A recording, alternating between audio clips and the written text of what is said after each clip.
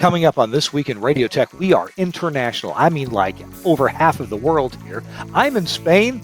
My guest, Juan Punyed, is in El Salvador. Our guest, Caroline Delamarque, is in Miami. And hey, Suncast, our producer, is in Detroit, Michigan. So we are just all over the place. We're talking about engineering and technology for broadcasting in Latin America and how that might compare to the U.S. and kind of, what they're doing there. What are they implementing and how are engineers getting educated?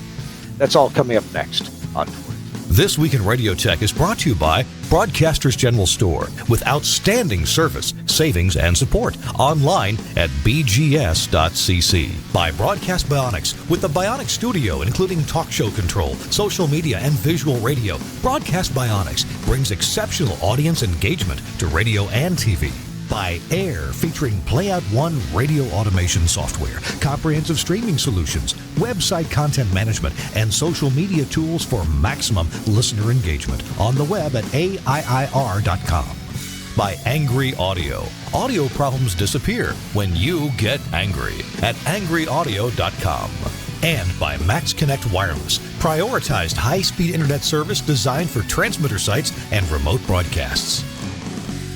Hey, welcome into This Week in Radio Tech, the show where we talk about everything from the microphone, this week it's this little one, to the light bulb at the top of the tower. And today we are headed south from the United States. We are headed to Central America and South America, and actually parts of North America too, because a lot of folks don't realize that Mexico is part of North America. A lot of people don't realize that.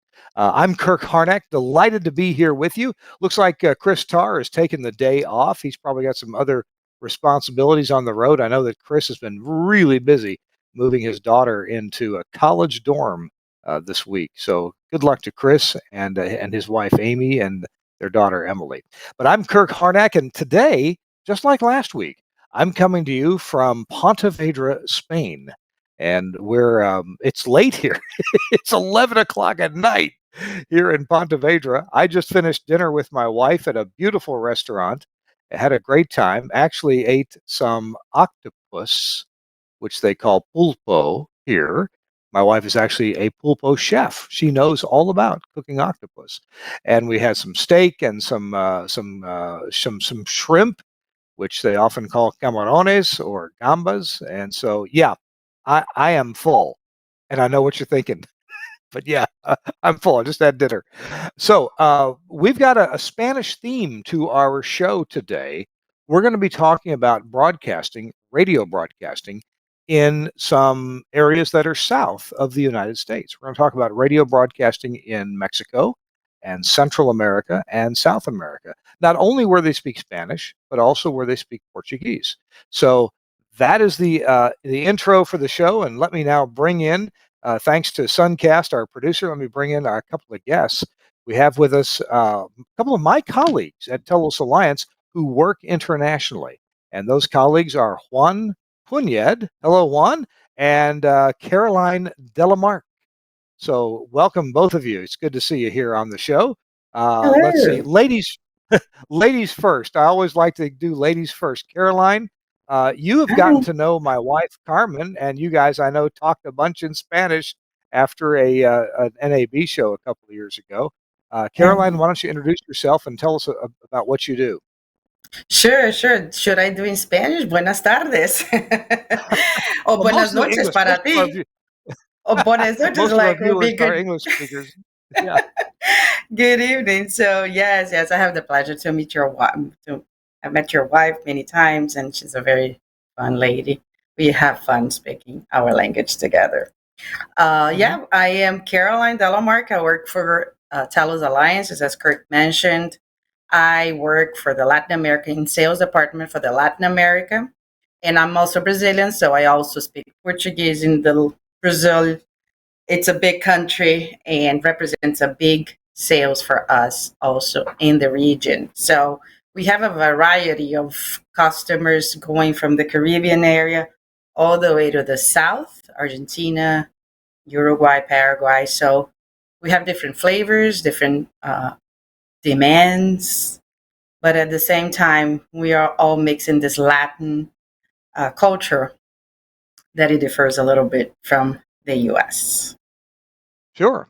So, And right. Juan Punyed is another colleague of mine. Juan's been with us for a few years. Juan, tell us a little bit about yourself and what you do.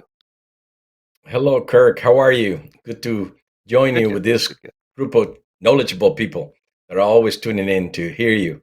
I'm in charge of all Latin America. Together with Caroline, we take care of all the South from United States, Mexico down to Argentina and Chile, all the way down to the South Pole, and we also take care of the Caribbean.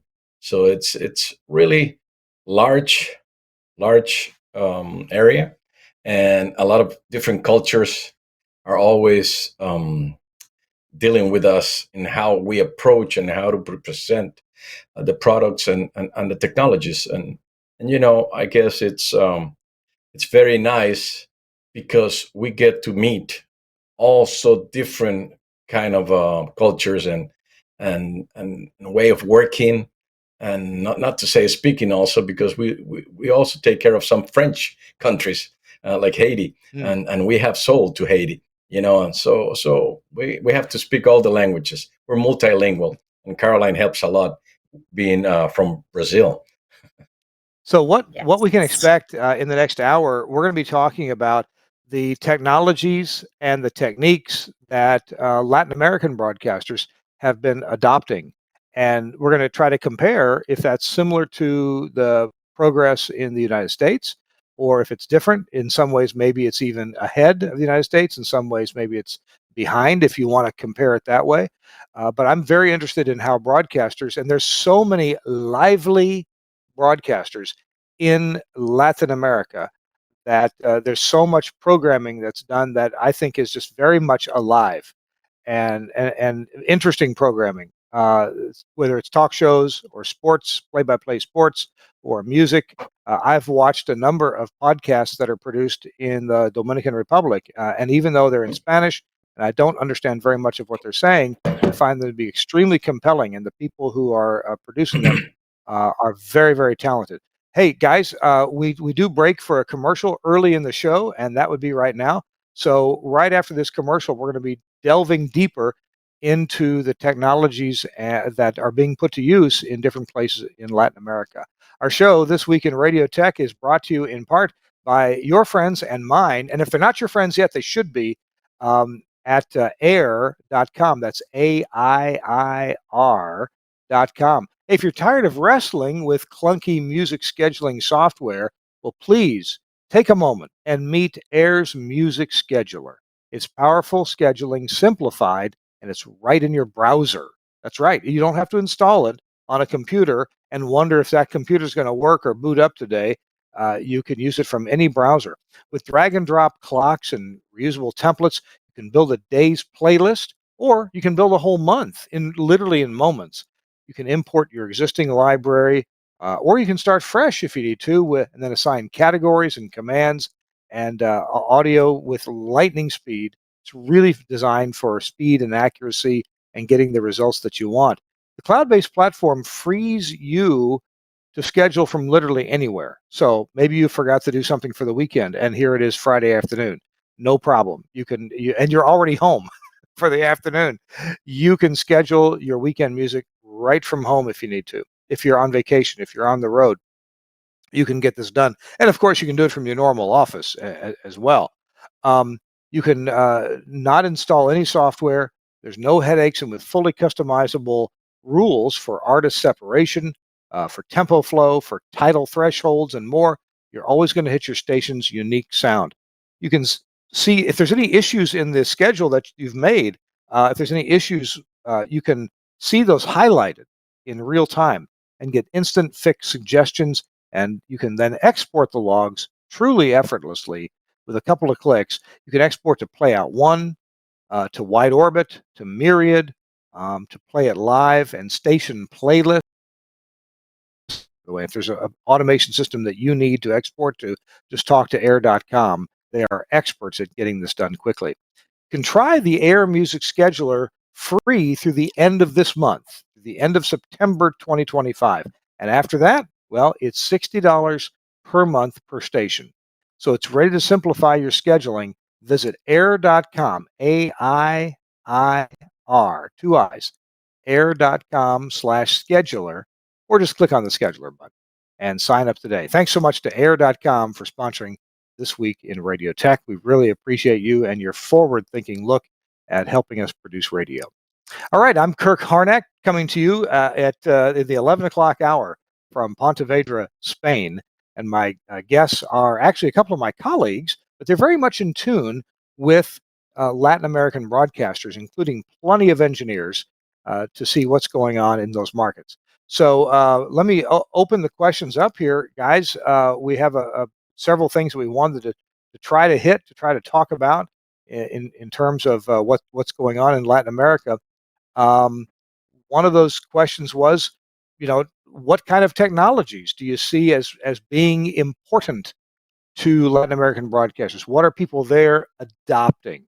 And tell you what, Juan, it's easier if I point out one person. Juan, let me open that up to you, and then Caroline can fill in as needed. Juan, what are people excited about in Latin America in the most progressive markets for broadcast technology? Well, right now, the biggest, the noisiest, I would say, that is ringing in Brazil specifically is for television, TV 3.0. And the standard has been signed by the president of Brazil to move forward and go with MPEG-H as a standard within the format that is going to be produced and transmit in Brazil Mm-hmm. for 2026. So that's making a lot of noise Huh. in the South, and also is going to be, I think, announced or tried to be pushed into Argentina. So South America is looking into something very, very, very new per se, even probably newer than the United States, and that's good news, I guess, for us. The topic I would say that is ringing everywhere is immersive sound.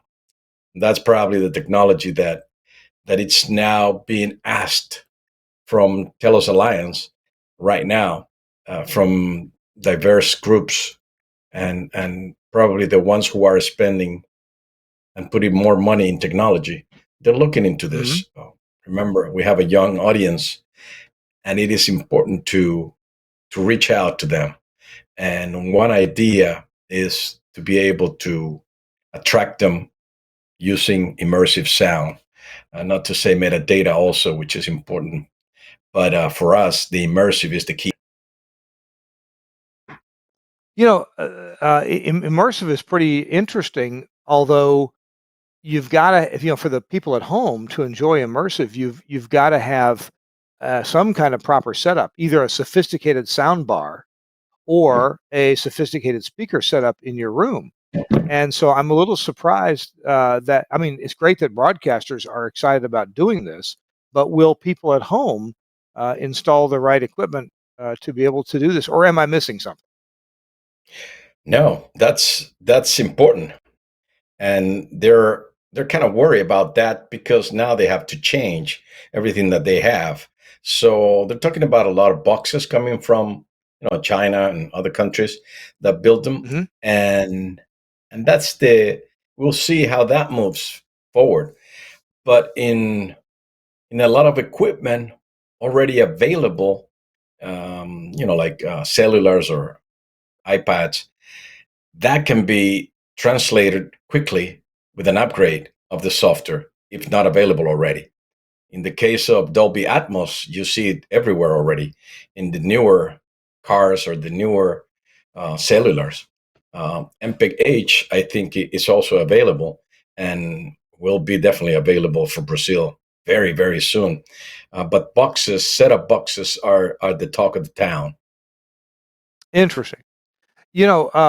And we'll check with Caroline in a second here, but one thing that one broadcaster in the U.S. has expressed interest in, it's Sinclair Broadcasting.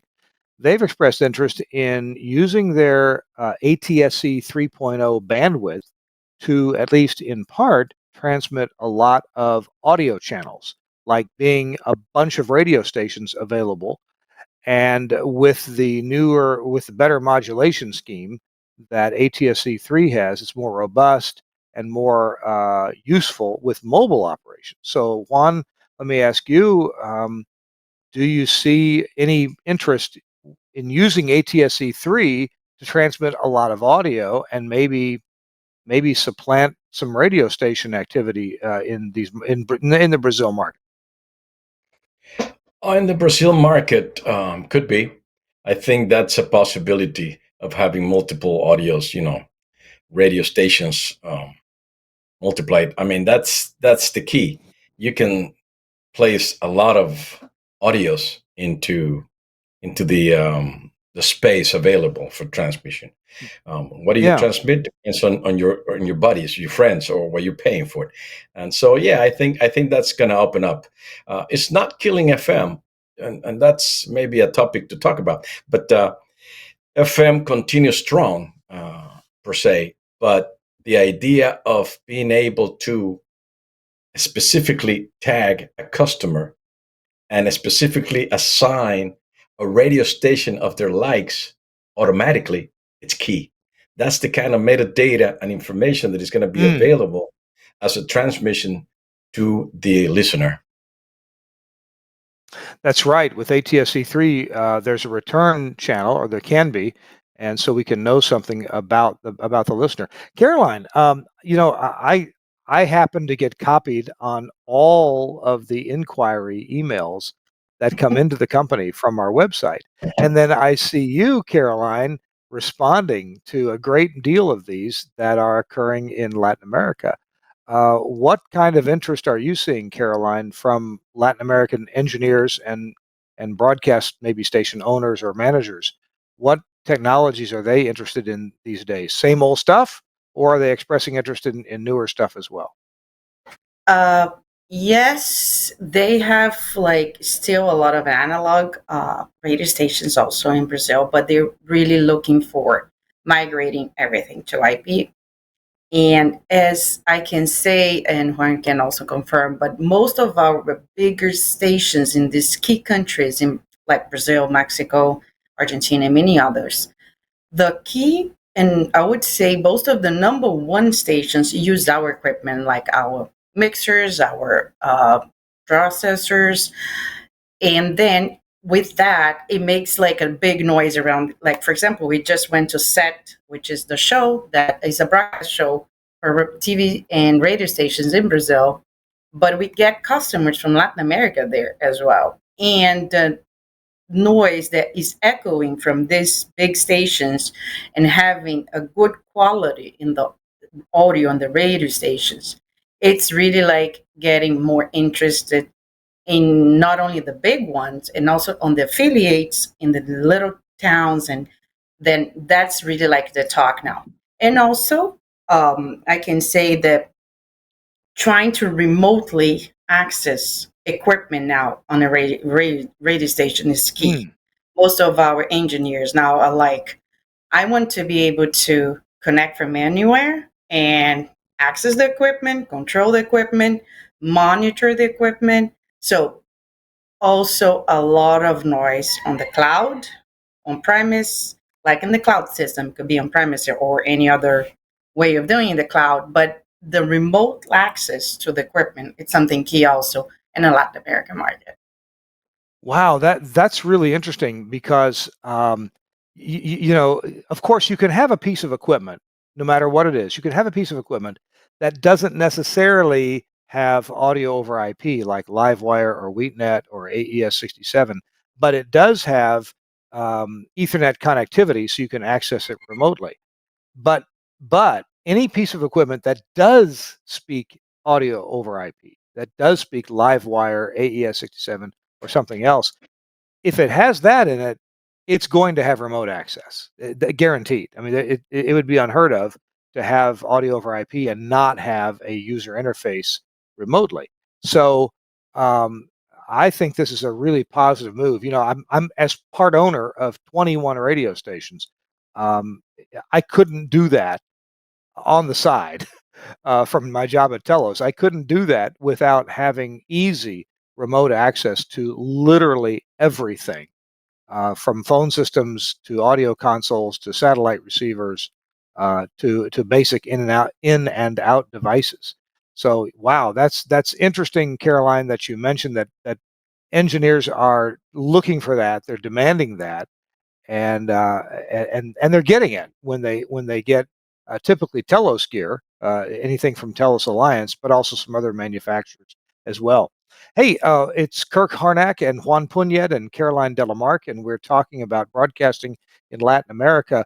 We're going to take our next break right now, and coming up after the break, we're going to be talking about the adoption of RDS, and I know that's an old technology, but it's a very good proxy for, is this radio station doing, are they interested in serving their public in the widest possible way? RDS is so cheap to initiate and to install that it's a good proxy to see if a station is interested in moving ahead with technology and serving the public with more information. And we're going to be talking about HD radio, audio over IP, SIP telephony is a big topic, because if a station wants to move in that direction too, obviously they're interested in saving money and moving into some better quality audio when it does come in over the phone line, whether it's sports or talk shows or that kind of thing. So, hey, it's This Week in Radio Tech. I'm Kirk Harnack and glad to have you along. And let's see, if you can tell, I'm stalling just a bit here to go find my my cue sheet for today. Oh yeah, our next sponsor is Broadcast Bionics, and we're going to be talking. Let them talk about the Bionic Studio from Broadcast Bionics. I know there's plenty of Broadcast Bionics software running in Latin America, so let's hear about the Bionic Studio right now. Welcome to the Bionic Studio. The Bionic Studio brings all audience interaction to the fingertips of a production team in radio, TV, and podcast. Our workflow-led system is working 24/7 around the world for small broadcasters and national and international networks. Our telephony module, Bionic Talk Show, allows cost-effective centralization, remote operation, scalability, and resilience across an entire network of stations, but at the same time is used in single-studio self-op environments. Social media curation and activity is now considered a broadcast-critical part of programming. Bionic Social means the studio isn't overwhelmed with a wall of interaction from an ever-growing number of social platforms. We combine SMS, MMS, and email together with a speech-to-text service for listeners using smart speakers. We enable studio teams to curate, filter, and display all platforms in one place, and post text, images, and video content to multiple platforms in one operation.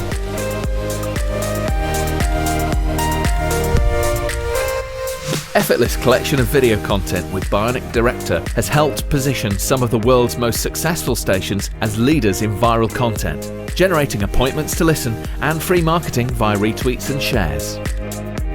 Bionic Contest enables end-to-end tracking of on-air competitions, live reads, and prizes.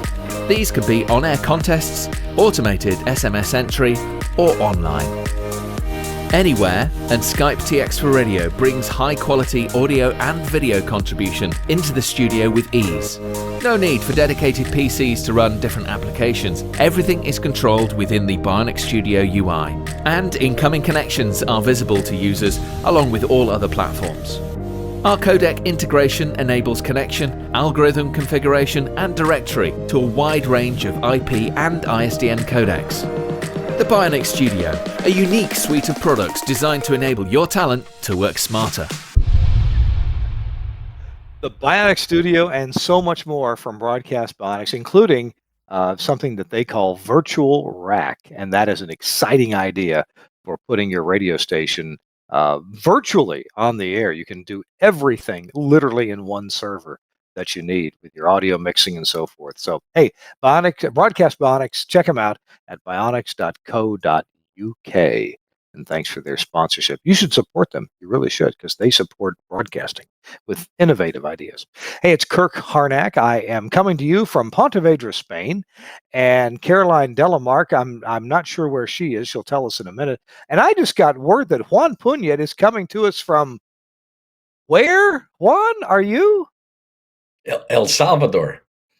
You're in El Salvador. Are you in that famous jail in El Salvador? Is that it? No, not at all. Okay. No. Just Well, happened to be visiting my mother. I hear that El Salvador now is one of the most safe countries on the planet. That is true. That Maybe is true. A lot of maybe hard so, yeah. work to make that That's happen. good. That's good. My wife, Carmen, is a huge fan of the president of El Salvador. Sure. A lot of people Yeah, nowadays yeah, worldwide. But yeah. you get both Okay. sides nowadays. And Caroline, you're probably in someplace boring. Where are you? Yes, I'm in Miami. Imagine. Oh, Very there's boring, nothing but boring it's a about mix Miami. of Latins everywhere. So it's like it's a mix of every country in Latin America here. Yeah, it sure is. Yeah. So before the break, I mentioned, and I never really thought about it this way until I just talked about it. Adoption of RDS data on FM is a very good proxy for does a station have an interest in the future of technology for broadcasting? So maybe Caroline, you'd like to address this first. Are FM Sure. broadcasters in Latin America are they generally making sure that they at least have RDS on the air? Exactly. Yes. Yeah, and it is for sure. I get to meet and talk to all these engineers and these broadcasters that for now, the feeling of the customers in Latin America is also like once they are in the car, because mostly on like when they listen to the radio stations, especially in Brazil, it's like 80%, I would assume it's coming from the car. And Hmm. they say that whenever the customer sees RDS, like with the title of the music, some information of the radio station, it elevates the status of the station. So Sure. automatically they think it's a newer, a modern, and high technology station. So I think it's a Yeah. must. It's a very like inexpensive way of updating the image of the radio station. So definitely something that Latin American market is asking for.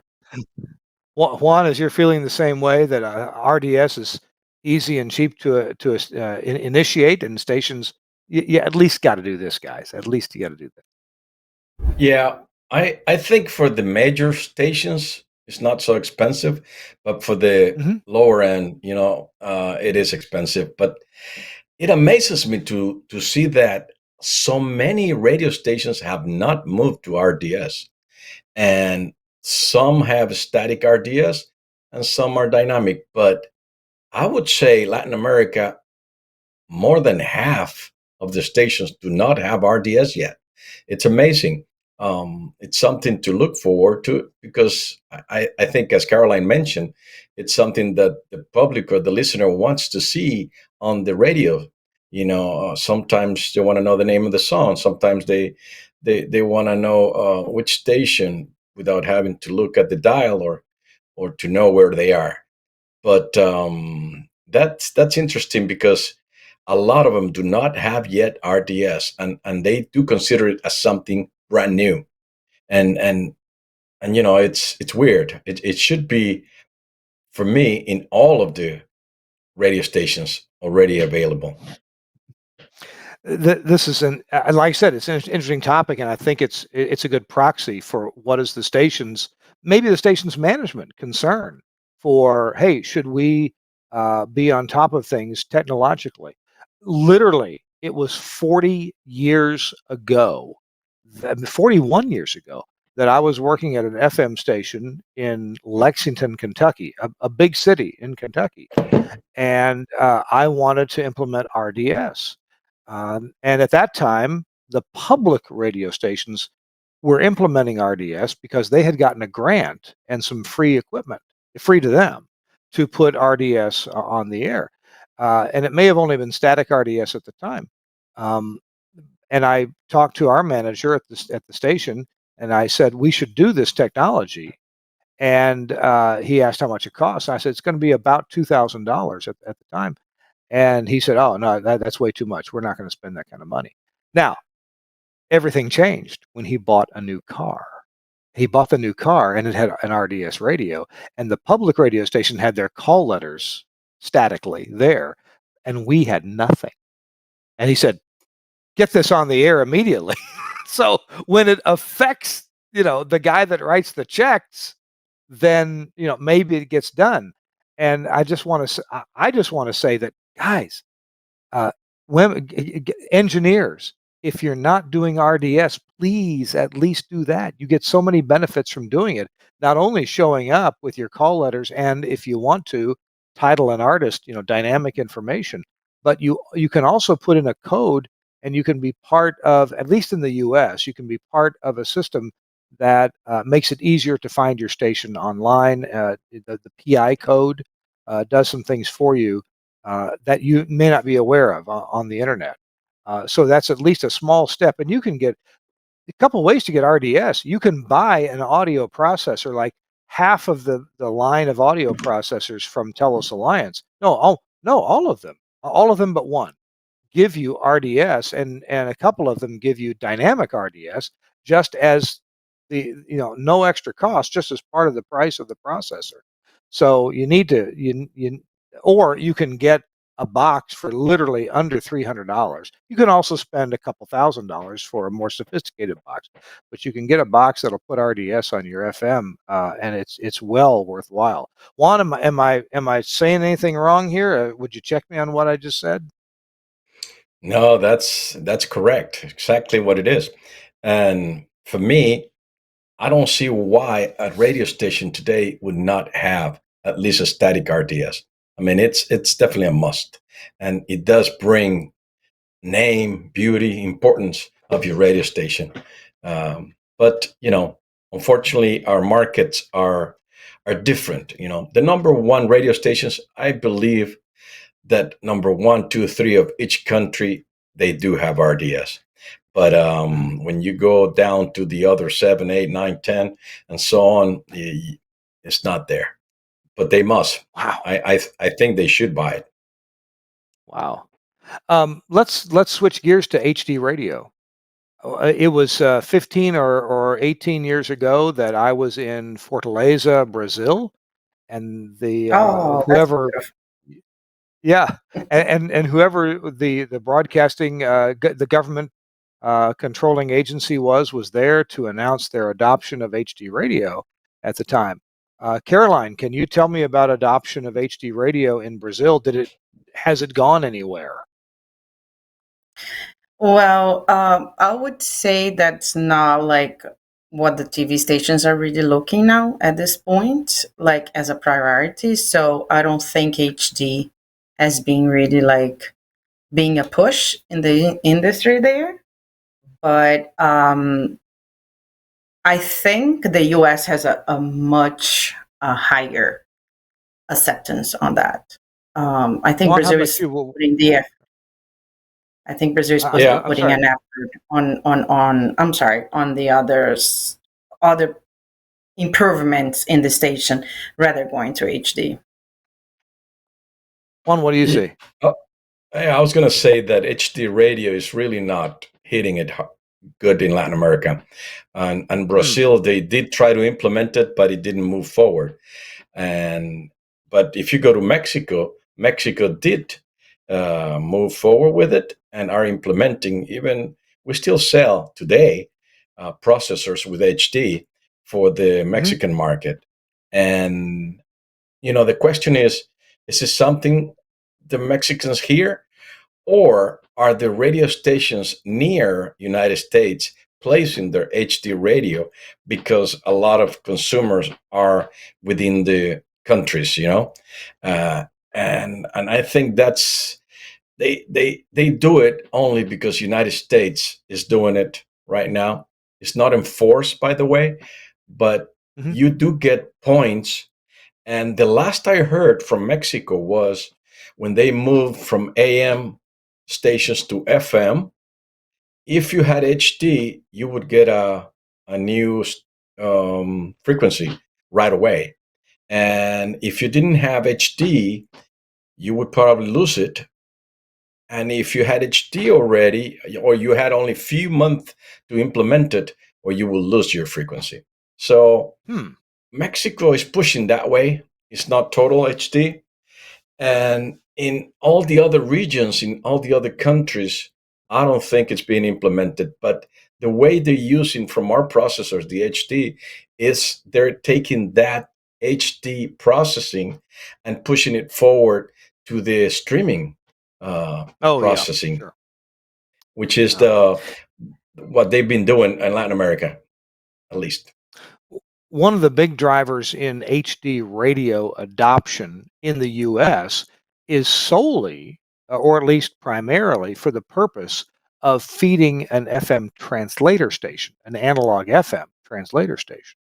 And so I know that of the stations that I'm part owner of, we have three that we've implemented HD radio, HD2, HD3. Some of them are feeding translators, and others we are going to feed translators. So the impetus, the driving factor, is feeding a translator to hit more people in a different area that we don't hit otherwise.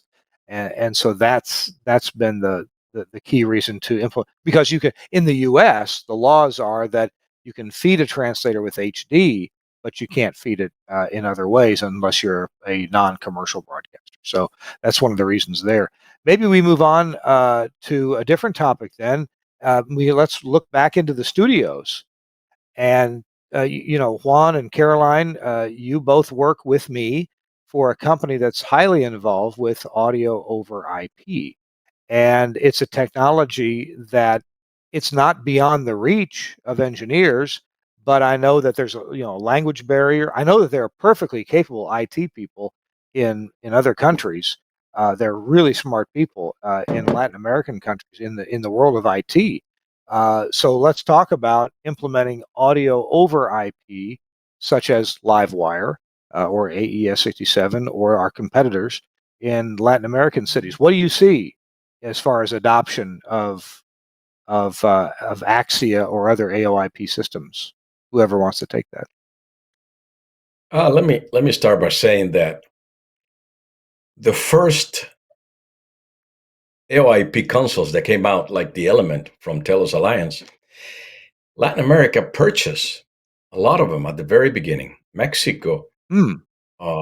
Brazil, and in Central America, some places, even in the Caribbean, they have Elements still working for more than 14 years and even more when they first came out, and they've been installed and working.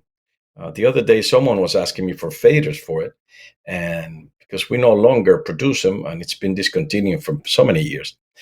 But that gives you something that you mentioned at the very beginning of this program, Kirk, that sometimes Latin America jumps into the technologies even faster than US or other countries in Europe. Why? Because they do the changes only once every so many years. So if it just happened that they were ready to make the change, they will jump into the newer technology. But more and more consoles are being sold in Latin America. It amazes me to see that Brazil, Sao Paulo, now they're talking that the standard console available, it's our console from Axia, like an IQ with an expansion and with a Core 32 or with a Studio Core now. And we see it more and more. We were there just recently, and two purchases of consoles were closed right there. And bigger groups are talking about changing all of their consoles to IP consoles. So Latin America is embracing audio over IP. Why? Because of all the benefit that it brings. And they've seen it. Unfortunately, a lot of the older engineers tend to protect their analog world, and we know why, and we understand. And but they have to move forward, and they need to move forward. And when they see the benefits, as I mentioned, and when they implement it, and we take the time to explain to them how to do it and how easy it is, or at least there are ways to do it easier. And if you pair with the IT guys, and this is another topic which is interesting, how do you get the IT guys with the audio guys to come along and work together? Then it moves faster and it's easier. But it amazes me to see small cities in countries like Peru or Bolivia or Ecuador, very small cities that have implemented in the radio stations our consoles, and they're happy with it because they last long. They know, they see the benefits. The IP driver on their computers going directly from the automation to the console, going from the console directly to the processor in IP. So they see all these benefits. Even now with the micro MPX node, you're going all the way to the transmitter in IP, and it works. Yeah. It's something that for them it amazes them. It works, and they don't hear noise.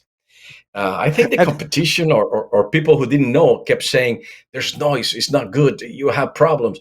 And if it's done correctly, it is perfect. It works.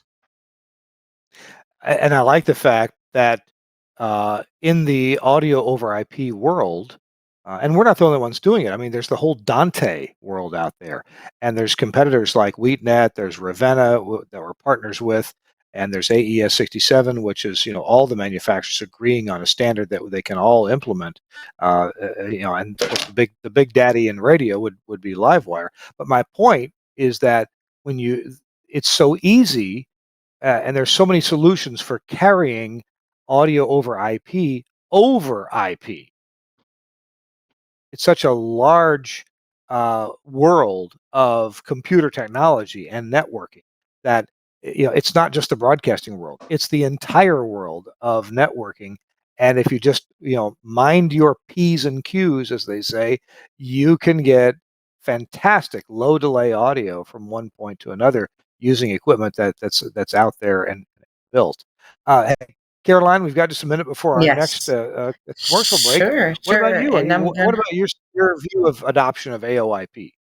Yes, yes. And I'm gonna echo everything that Juan says and you here, because what I really get when they think about audio over IP, and then when they have it, especially the customers in that we deal with, it's a sense of freedom that they get. It's like I feel that I can handle this equipment, and it's not going to give me headaches, or it's going to not work, and then I have the whole station behind me. I have to be here all the time. So I think it gave many of the stations a freedom and a certain that the equipment works.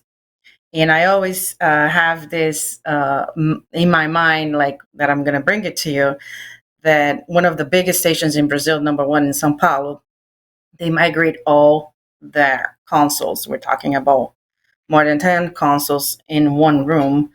Everything there now is audio over IP with us. And one day I get there to visit them, and I see that the old room that it was all analog, it was the heart of the TV, the radio station. It was all broken, all the cables down. They're like, we don't have to handle these cables anymore. So now Mm, this space that it was the heart of the TV, the radio station, is now being remodeled to do other productions, like to do recordings, to do podcasts. So it's like it's expanded the station in a way that they were not expecting to do it. So I think it's a that's an sense of interesting. Yeah. freedom that they have.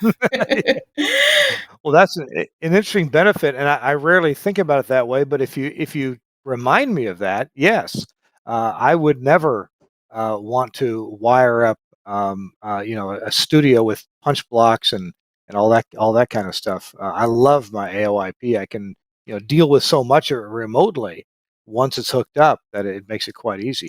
Hey, it's This Week in Radio Tech. I'm Kirk Harnack coming to you from Spain. Juan Punyed, my colleague, is in El Salvador. Caroline Delamarque is in Florida, and our producer Suncast is in Michigan. Wow, what a what an international podcast this is! I'm so delighted to be a part of it here, and glad that you've joined us. Hey, our show is brought to you in part by our friends at Angry Audio. This is Mike Dosh and his company that he has started a few years ago. He then bought the radio systems line of equipment, intellectual property, and jigs and so forth. So he's making Studio Hub gear for us in the radio business. So helpful for wiring studios. But something that Mike Dosh has done, is designed an analog audio console that is just perfect. If you just need to plug in and have a simple, effective, and really good sounding studio, well, the Rave console from Angry Audio is a great way to start. Now, I know we've been talking about audio over IP here on the show. This console is not audio over IP. It is an analog audio console, but it's of the highest quality. And if what you need is maybe something for your podcast studio or a small production room, something like that, this is absolutely ideal. This console, the Rave console, is 8 faders. There's 8 linear faders, and there's 2 more faders, and these are also linear faders to control the control room speakers and to control the headphone volume. Now, on the back of the console, and you get a glimpse of it there on the screen, you can see that there are RJ45 connectors, and these are not for Ethernet. These are for Studio Hub connections of your left and right analog audio going in. Now, you want to plug a mic in? Well, you get an XLR connector for that. Beautiful power supply. This board is super quiet, and the buttons. Mike Dosh took what he learned about producing audio consoles at PRE and at Axia, and now he's making his own console, the Rave console. Check it all out at angryaudio.com, and you can get pricing and availability from your favorite dealer. So many dealers around the world handle Angry Audio equipment. Check it out. You're going to love it. You're going to love this little analog audio console. Hey, our show is also brought to you by our friends at Max Connect Wireless. And I want to tell you, football season is back. High school, college, or pro. So make sure your listeners don't miss 1 second of your play-by-play action. With Max Connect Wireless, broadcasters stay connected in the moments that matter most. Whether you're on the sidelines or in the press box, or at the transmitter site, hey, Max Connect delivers prioritized, and that's a key point here, prioritized LTE service designed for broadcast remotes and mission critical links. Now, existing customers, renew your Max Connect subscription today. Just email to Max Connect or call their support line. You can find their email and their support line on their website at maxconnect.com. Now, if you're new to Max Connect, well, welcome to the broadcast industry's secret weapon for live remotes. Services available on all 3 major carriers with static IPs, no throttling of your data, no port blocking, and no long-term contracts. Hardware is provided and plans start as low as $69 a month. You can even pool data across multiple subscriptions if you need to do that. Reliable internet almost anywhere broadcasters need it. You can connect your codec and go. Max Connect Wireless. You can learn more at maxconnect.com. That is MAXXKONNECT. Max Connect. Yeah, I know it's spelled funny. .com. Check them out. They are amazing people, and they offer a great service for broadcasters with that prioritized data. Well, it's Kirk Harnack. We're here on This Week in Radio Tech, and we're talking to Juan Punyed in El Salvador and Caroline Delamarque in Miami. Glad you're both with us. I'm sorry, Caroline. I'm just having fun at your expense. Sorry about that. Hey, I'll give you those, like, you are 5 hours in front of us, so don't worry. Well, yeah, it's 11:50 at night. It's almost midnight here where I am, whereas you guys are still fresh as can be from the day. So I got a question about engineers in Latin American countries. How do they get educated on today's technology? Now, in my world, everything's written in English, and I only occasionally see technical manuals, videos, that kind of thing produced in Spanish language, and even far much fewer in Portuguese for Brazil. So I'm just curious, what's available out there for engineers in Latin America, engineers who speak Spanish or Portuguese? How do they get up to speed on what's going on? Who wants that? You want to Right, say, Caroline? okay, exactly. Do you know how many engineers ask Juan to put videos in Spanish and in Portuguese? I'll be honest, because and us to have, because all the engineers there, they even though they study most of this terminology in English, Mhm. so they are familiar with it, but they're not fully versed on the language. So there are definitely, for me, some barriers that we need to that we of course help them whenever we can. But yeah, I cannot tell you how many times they ask us to have more information and more Ah, like videos in Spanish and Portuguese. yeah, yeah.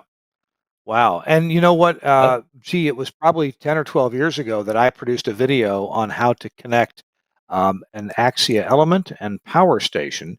And we, of course, we did the video, good production quality. We did it at a studio in Nashville with a paid talent of a lady helped me produce it.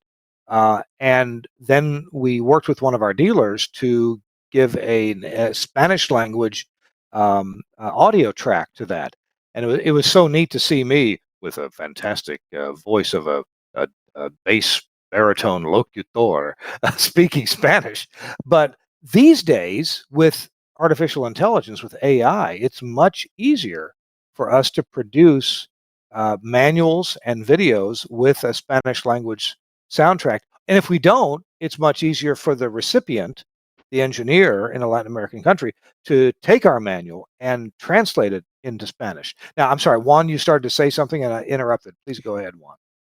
No, I was going to say, Kirk, that when I first started traveling some 35 years ago or more, I was impressed on how many engineers in Latin America read English very well, but it was Oh, technical English, and yeah. that I had no idea that that was going on. I mean, I was fortunate to learn English at a young age, and just to see so many engineers understand and read the manuals in English was amazing.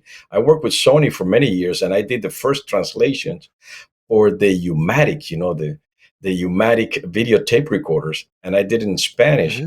and that was a major hit because of course, you want to read in your own language, and and just being able to have material, even videos or manuals in Spanish or in Portuguese or in French, it makes sense and it's good, but it's a lot of hard work. The other problem we had when translating is how cultures or how countries say different things in different countries. One Mm. thing is in Mexico and another thing is in Argentina.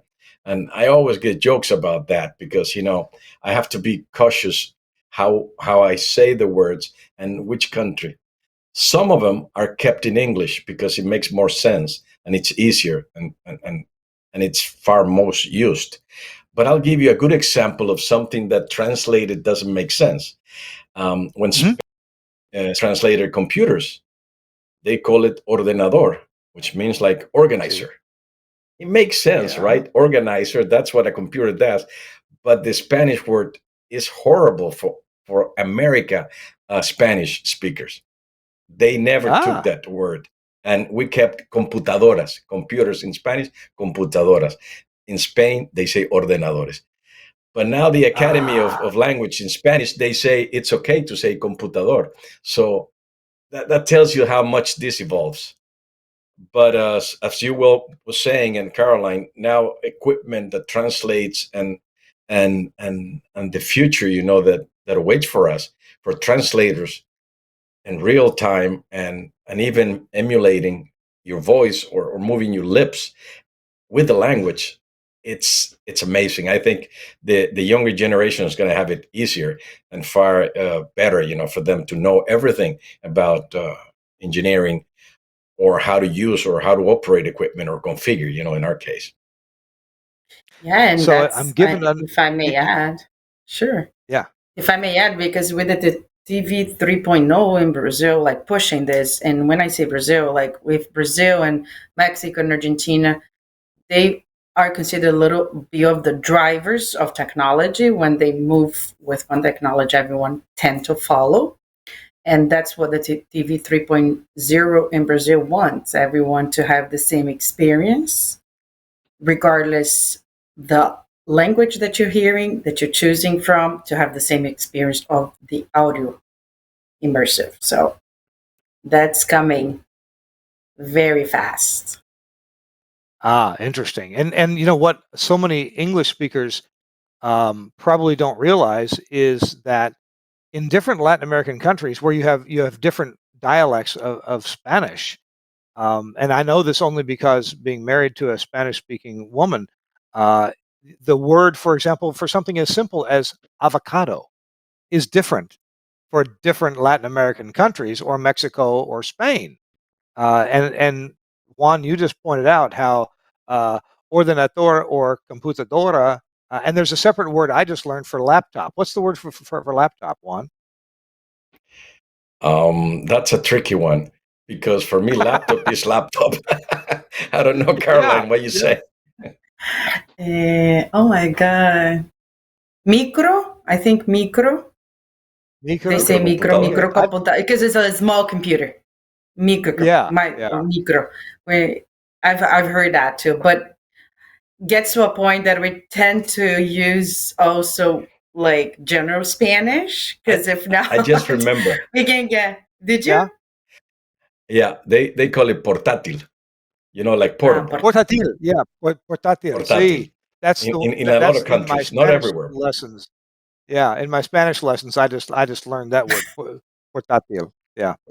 Yeah. So yeah, it's different depending on where you are, and people like. Well, I always thought Spanish was Spanish, and I thought, well, maybe there's a little difference between Spain and Latin America.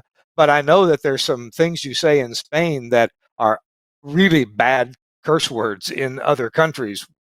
So yeah. That is correct, Kirk. I was giving a presentation in Chile and I said a word Mhm. that everybody started laughing. And I kept going and then I said it again and they kept laughing. And then I said, am I saying something? They said, no, engineer, what happened is you're saying this and here in Chile it means something else. Oh, and Oh it my. was a sexual thing, which was even Oh funnier. no. Right. Oh my goodness. Oh my goodness. Yeah. Yeah, Okay. This is an You get interesting that a lot. difficulty with yeah, yeah. With any in any language. Wow. And I understand just for our audience, Caroline, Portuguese in Brazil certainly has differences than Portuguese from Portugal, right? very much, very much. Yeah. Oh, very much. Okay. Oh yes, yes. There are like a lot of words that even in Portuguese they tend to avoid, especially speaking in Brazil to a Portuguese, because we know it means totally different Ah, than what is being locally used. So you have to be yeah. careful. It's good to really like try to avoid some words that are very local. You can get in trouble.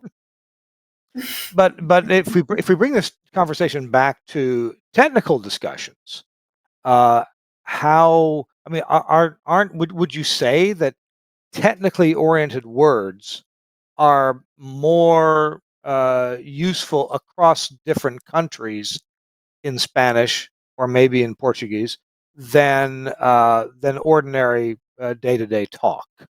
Are technical words more similar? I think They the tend to be. technical words, they tend to be, exactly. And they Mhm. tend to be the English one, if Oh, they okay. Well, can, there is that. because most of the documentation that you can get in all the videos and everything that you can get online, it's mostly in English still. So they tend to get used to the language in the technical world. And I tell you something, Kirk. If you translate broadcast, that's a tricky one. And if people are using, I can tell if people are using Google Translator because the Google Translator will translate the word specifically into Spanish, for example. But it doesn't mean the broadcast that we mean. So it will Mhm. translate into transmitters. And sometimes we're talking about broadcast as the industry, or Yeah. broadcaster, and it doesn't mean it about transmitters. Right. Right. Wow. All right. So Well, this challenge we is all keep the it. way. Yeah. Yeah. Yeah, we keep it as broadcast. Hey, guys, tell you what, we're going to take our last quick break here. We're talking to Juan Punyed and Caroline Delamarque.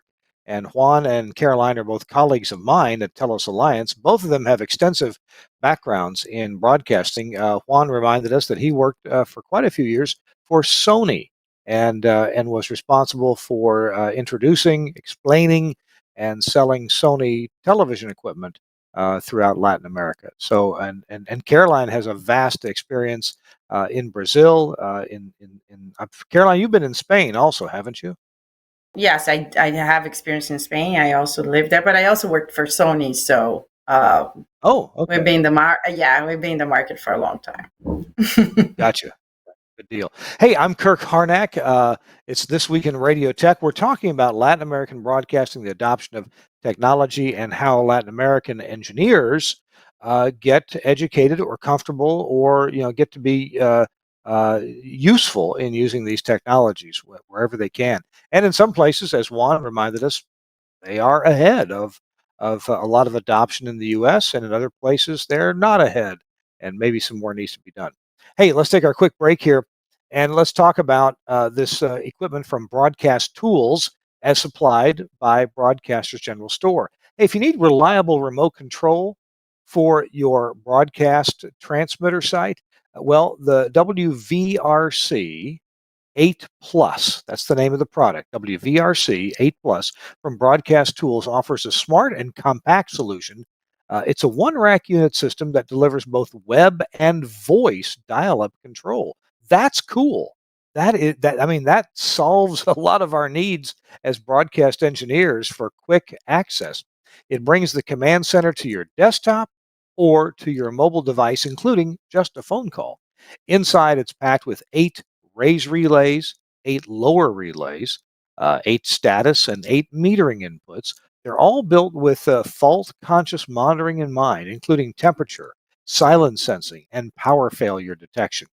And if you need to respond to an alert fast, well, the WVRC 8 Plus sends alarms by phone or by email to different numbers or addresses, depending on the type of trigger.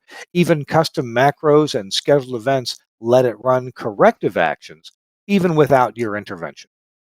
There's built-in support for SMTP authenticated email, and SNMP keeps your system integrated and manageable. If you are a fan of SNMP, a real-time battery-back clock, virtual metering channels, temperature probe inputs, silence sensors, and there's even an internet down voice alert to give you comprehensive oversight.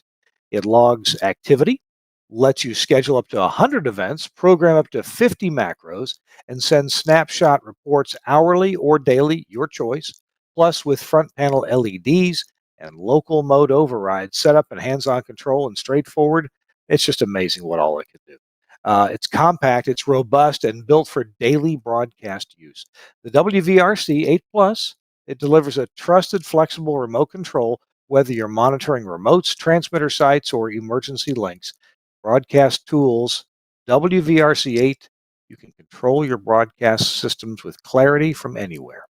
And hey, guess what? If you need it, get it from Broadcasters General Store. Whether you're tackling a full studio build or you just need a connector, well, BGS manages it all with ease, with access to products from over 600 manufacturers and quick direct shipping from Florida and from manufacturers directly as well.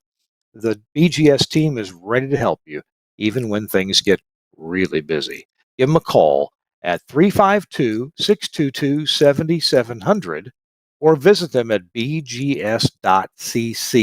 bgs.cc. Man, they got sharp pencils and they know the business. They've been doing this for a long time. Thanks so much to Broadcasters General Store for sponsoring This Week in Radio Tech. Hey, we're talking to Juan and Caroline, my colleagues from Telos Alliance, and they cover Latin America. And tell you what, guys, we're just about out of time. You know what? I have once again managed to put my guests totally on the spot without prior warning. So let me explain what this last little few minutes is all about. This last few minutes is where I ask you to provide a tip of the week. Maybe it's a website, maybe it's TELUS Alliance support page. I'm just putting ideas out there. Uh, but maybe it's something that you or your customers have come across that is really helpful. Maybe it's a piece of equipment. Maybe it's a piece of software. Maybe it is just some other resource, whether it's a person who's a fantastic consultant or something like that. And frankly, I should have asked you 3 minutes ago, but I forgot to. So, Juan, you're really good at public speaking and standing up in front of a crowd. I'm sure Caroline is too, but let's talk to Juan first. Juan, is there a tip that you'd like to leave our audience with, especially in regard to Yes. Latin American broadcast? Yes. Well, I was impressed myself with the SaaS solutions that we are providing at TELUS Alliance, and Oh, we were in Mexico just a week ago, and in Brazil 2 weeks ago, and I was surprised on how the public, the users, the engineers came about of the importance of having a console in the cloud. And we are providing now a solution where you don't have to pay for AWS to have a server on the cloud. We're providing the microphones and the monitoring all coming for one small value paid for a year. And that solution comes directly from TELUS Alliance. And I was very happy that we were able to provide that as a solution to two customers when we were meeting in these shows. And they purchased right away because they saw the future today.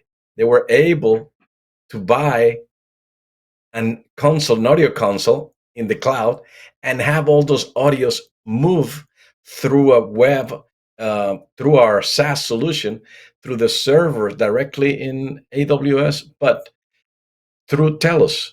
So it was very mm. easy, very convenient, very fast, and it made sense, and people went for it. I was impressed by that. That's my tip.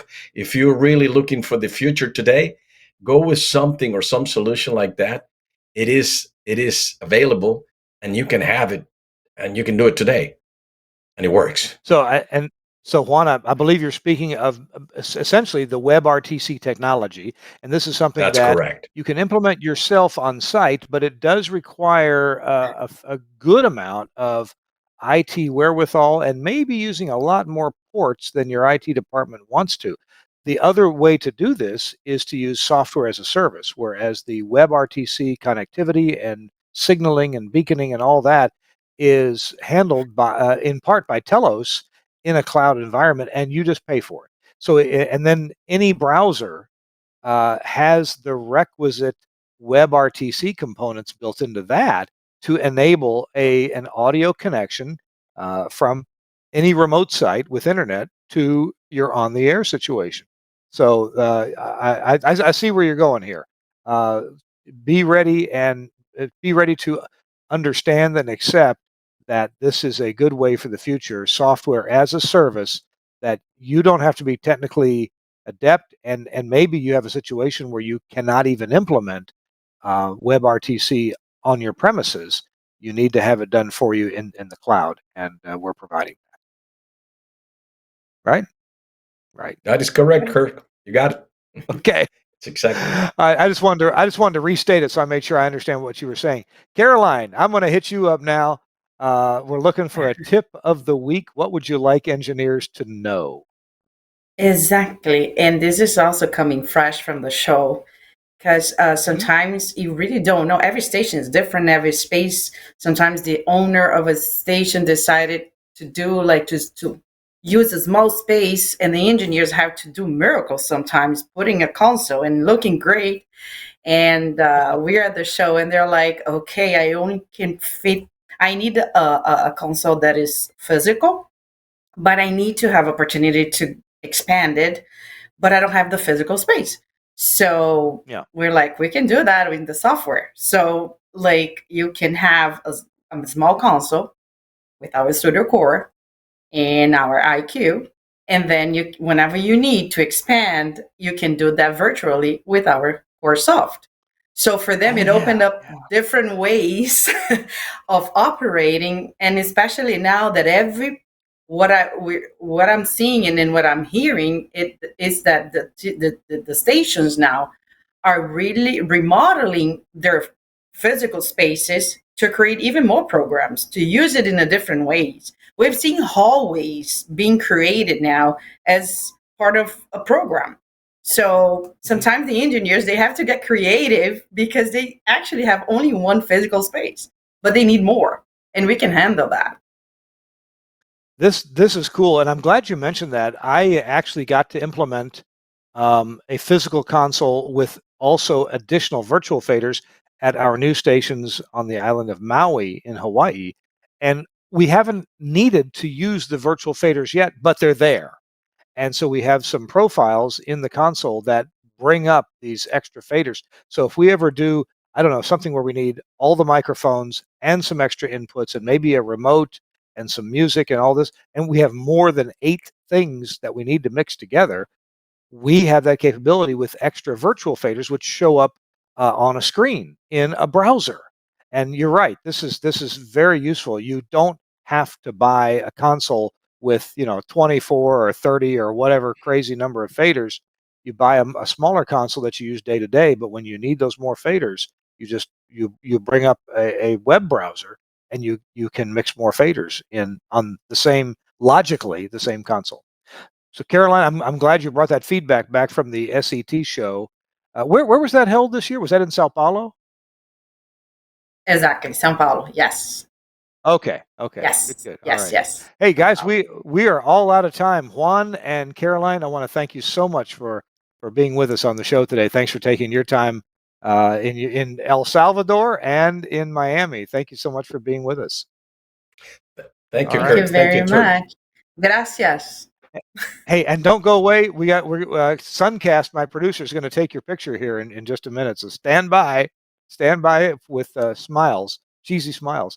Hey, I want to thank Suncast for producing today's show, and thank you for supporting This Week in Radio Tech. We try to bring you a lot of different facets of radio technology, and once in a while, we've done a few shows with Latin American engineers. And I've done a couple of shows that were suggested with engineers suggested to me by Juan Punyed, and he made some arrangements. So thanks for that. I wanted to introduce you to those two people, two colleagues of mine, Juan and Caroline. So we got to go. We're going to see you next week. Where are we going to be next week? Oh, we'll be somewhere in Mississippi next week, coming right off the Mississippi in Biloxi, Mississippi next week. So I'll be coming to you from somewhere in Mississippi. We'll see you next week on This Week in Radio Tech.